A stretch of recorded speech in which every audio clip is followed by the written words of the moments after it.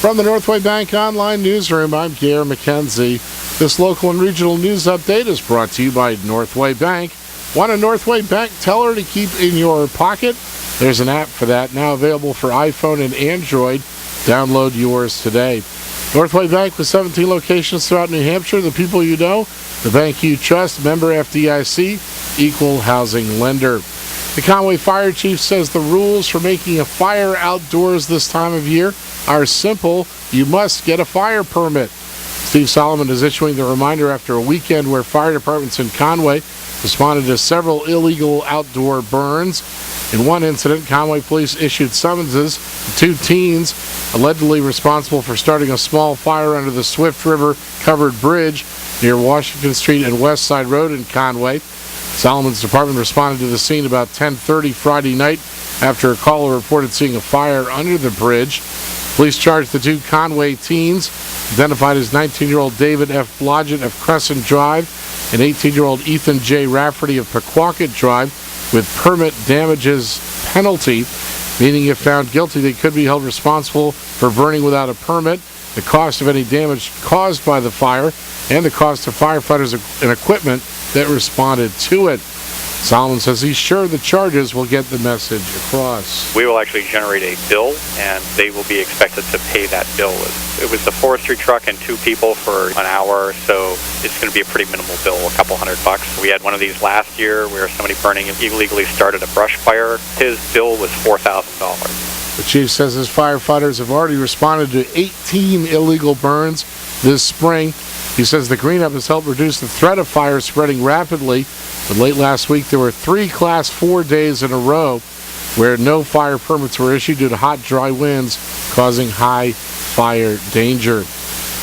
One of the organizers of this weekend's Kindness Fest in Conway says it was a huge success, far exceeding what she thought it would be. Sandy Ruka, a registered nurse, is the executive director of the Visiting Nurse Home Care and Hospice of Carroll County, says she heard all positive comments throughout the 3-day event. It kicked off Friday night with inspirational speaker Michael Chase giving a talk at Kennett High School and ran through Sunday. Ruka says there was a positive ripple effect around Conway as festival goers considered its 3 main themes: being kind to yourself, being kind to others, and being kind to the earth. She says she couldn't be more pleased with the community support and the people who came out for the festival. Motor Booty Affair was a huge hit, and deepest thanks to the radio station for sponsoring that. It was a lot of fun to see people who've been involved in performing events of kindness all day, out dancing in the park at night. It was a ripple effect. There was a couple, they came up from Molten Burrows, and they said, well, we started our day with an act of kindness by buying breakfast anonymously for somebody in the restaurant. People reaching out and touching people, and it was kids, it was adults, it was seniors, it was everybody that was involved in a very wonderful community experience.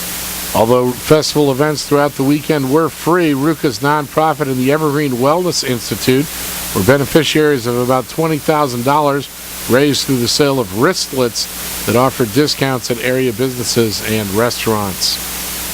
In Maine news, state police say a body found in the woods is likely that of a 15-year-old Glenburn girl, last seen more than a week ago. Spokesman Steve McCausland says the body was found about 9:30 last night by game wardens in an undisclosed wooded location. Recovery is going on this morning. McCausland says the state medical examiner's office will determine if the remains are those of Nicole Cable. The girl's parents have been notified. Cable's mother says her daughter was last seen when she went outside to see someone she'd met over the internet. Maine law enforcement officials and hundreds of volunteers have been searching for her.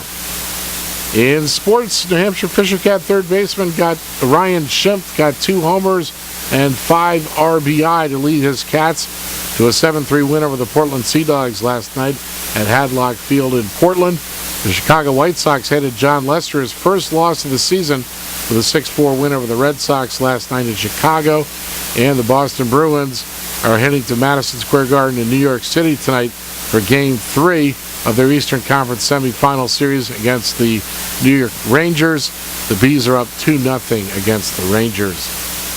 In the weather, showers likely with a chance of thunderstorms today. Cooler with highs in the upper 50s with light winds. Showers likely tonight. Patchy fog after midnight. Lows in the upper 40s. And patchy fog in the morning Wednesday.